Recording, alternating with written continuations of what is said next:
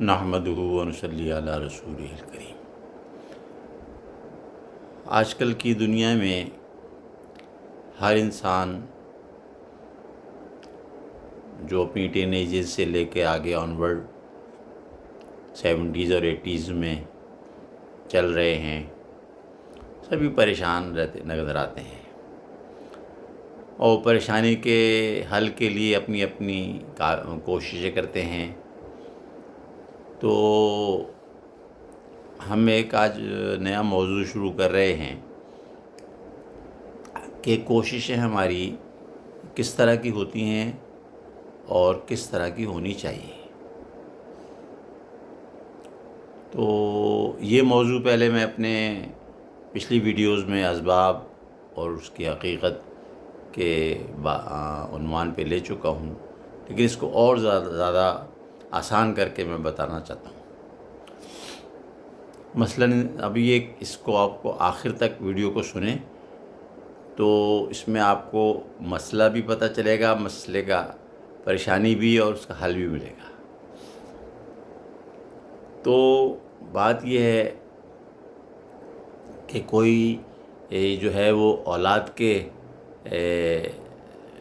شادی ہو گئی، اب اولاد نہیں ہو رہی، اس سے پریشان ہے، اور کچھ لوگ جو ہے وہ اولاد کے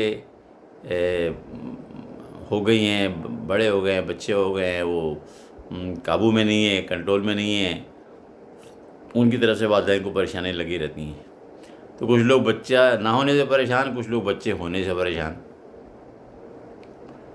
تو بات یہ ہے کہ ایک چیز ہوتی ہے تقدیر اور ایک ہوتی ہے تدبیر۔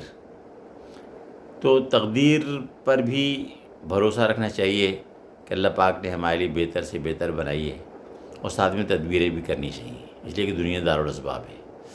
لیکن جو اصل چیز یہ ہے کہ ہمیں یقین اس بات کا ہونا چاہیے کہ ہم جس اللہ پر ایمان رکھتے ہیں وہ اللہ پاک جو ہے اس کی ایک صفت ہے صمد، اس کا ایک اسماء الحسنی ہے صمد،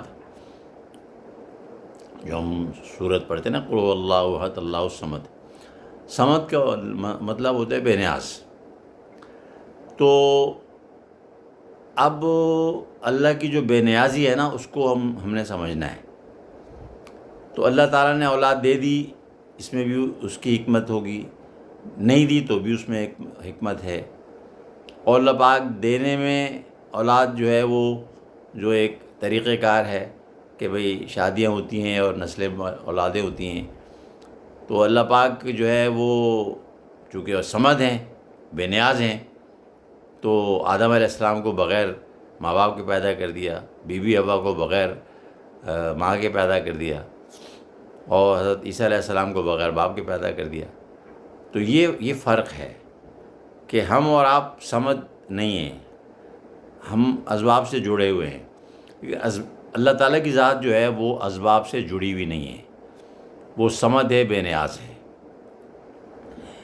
تو ہم نے اپنے آپ کو صمد سے جوڑ کے رکھنا ہے، تو اور تدبیریں بھی کرنی ہیں، تو ہمارے کام جو ہیں وہ آسان سے آسان ہوتے چلے جائیں گے، جو مشکلات ہیں وہ کم سے کم ہوتی چلی جائیں گی، اور پریشانیاں کم سے کم ہوتی چلی جائیں گی۔ اس کا ہم پورا کا پورا یقین رکھیں، اور ان ویڈیوز کو آپ توجہ سے سنیں، اس میں آپ کو اپنے بہت سارے مسائل کا حل مل جائے گا۔ وآخر دعوانا الحمدللہ رب العالمین۔